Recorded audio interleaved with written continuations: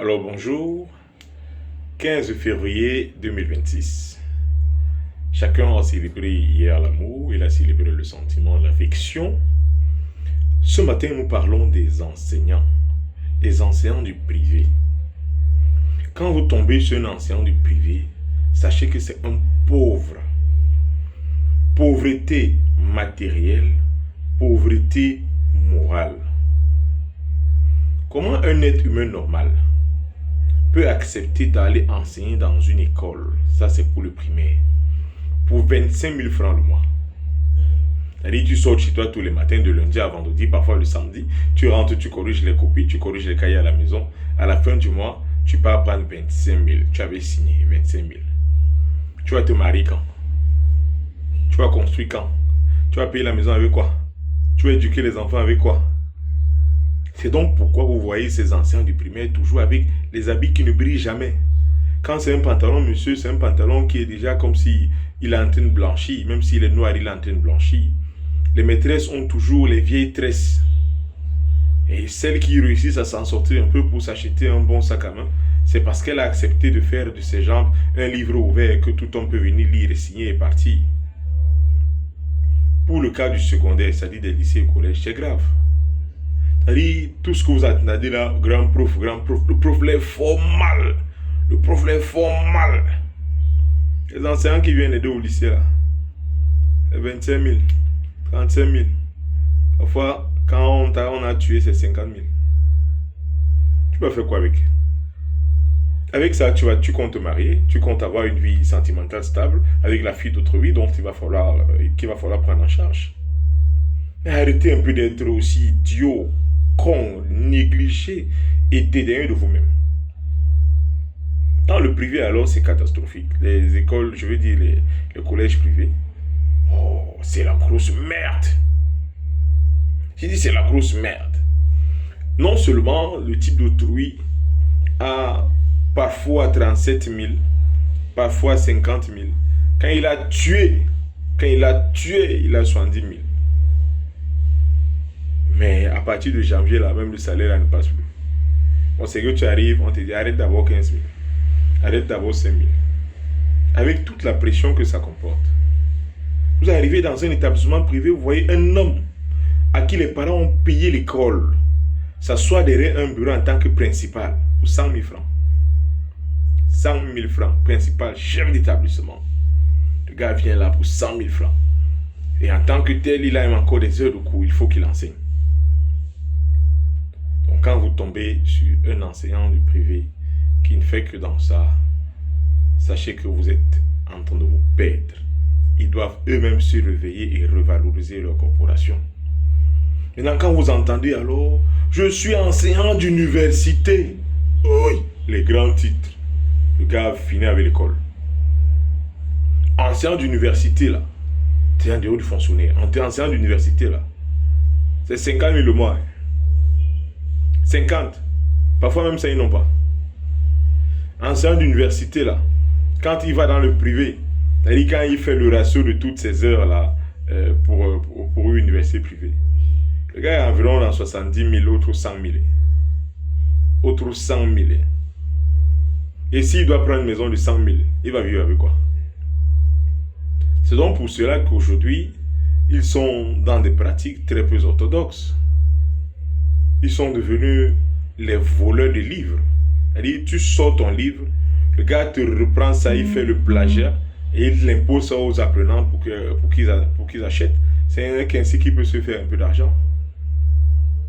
Alors, je ne le dis pas pour les insulter, pour les dénigrer, mais je le dis pour les réveiller. On ne vous force pas à faire ce travail à ce prix-là. C'est vous-même qui acceptez ces conditions. Quand vous arrivez au départ avec votre demande, on vous fait une proposition. Ok, c'est bon, on te recrute. Tu as 27 000 francs le mois. Tu sais quoi la tête, tu acceptes. Et puis par derrière, tu penses à dire qu'on nous maltraite. Qui te maltraite? Tu te maltraites toi-même. Tu quittes pas. Ouais, gars, moi, me paye 1200 francs l'heure. Je ne suis pas n'importe quel enseignant. Tu es bête. 1200 francs, 1500 francs l'heure. Tu es bête. Tu as combien d'heures? Tu dois enseigner combien de temps par semaine pour pouvoir avoir même 80 000 francs. Tu dois courir partout tous les jours. de 7h à 18h, parfois 20h. Dès que l'argent là est tombé, ça fait 2-3 dépenses, tu ne peux même pas t'occuper de ta maman, même pas de ton père, même pas de ton petit frère, même pas de ton propre enfant.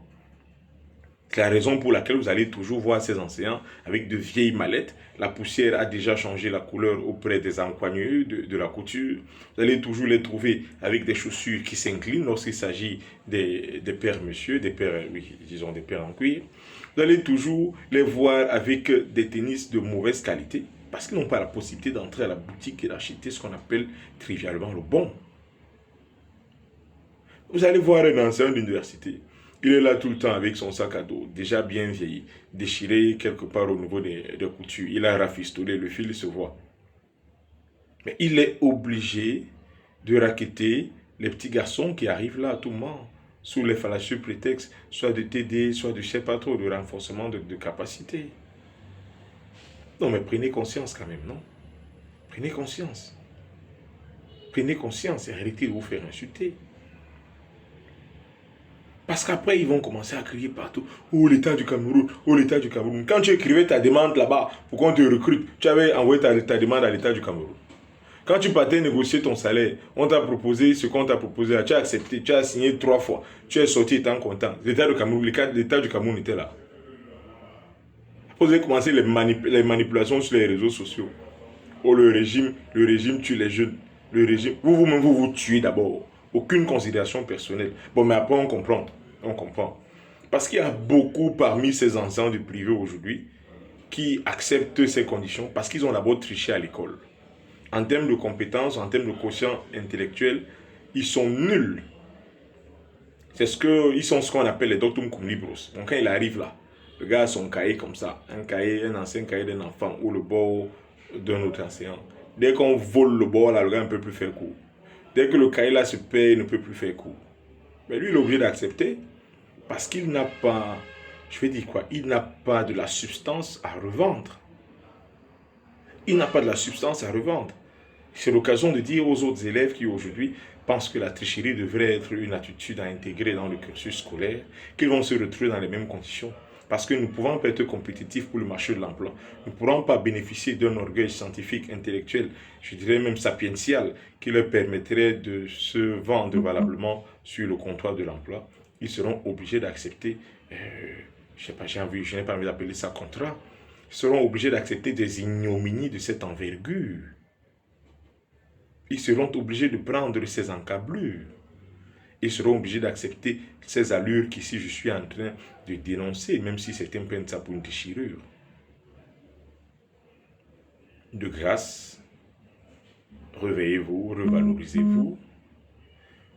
C'est vous qui donnez de l'argent à ces entrepreneurs d'école. Sans l'enseignant, le fondateur ne peut pas avoir d'élèves. Rejoignez donc la corporation des enseignants du privé et décidez ensemble de vos conditions, de votre avenir, de votre vie et de celle de vos enfants et de vos épouses ou de vos époux. Réveillez-vous parce que personne ne se réveillera à votre place. Que dès l'année scolaire prochaine, que chacun ait la conscience dans l'âme et la vérité dans la tête se lève pour choisir, si c'est ce métier, oui, qu'il le choisisse, mais pour choisir aussi au moins son salaire. Comment voulez-vous? Ah Seigneur Jésus, qu'est-ce que vous êtes même? Qu'est-ce que vous êtes même ces enseignants? Donc tu vas te lever enseignant de secondaire. Tu enseignes de seconde en terminale, de 6e en terminale. À la fin du mois, tu as 35 000 francs. Même le vigile a plus d'argent que toi. Même le mototaximan a plus d'argent que toi. Même le vendeur à la sauvette a plus d'argent que toi. Même le vendeur de Baume François a plus d'argent que toi. Même celui qui se balade là avec ses brochettes au marché a plus d'argent que toi. Et Lumumba disait, la main qui donne, la main qui dirige. Si tu n'as rien à donner, tu ne peux rien dire. Revalorisez-vous. Si vous ne vous valorisez pas, personne ne va vous respecter. Personne ne va vous respecter. Ne venez pas dire aux gens, respectez-moi. Ça, arrêtez les conneries là. Amenez les gens à vous respecter. Par votre échelle de valeur, par votre échelle de compétence, par l'estime, alors par l'auto-estime de vous-même. C'est ma sortie de ce matin, je vous remercie.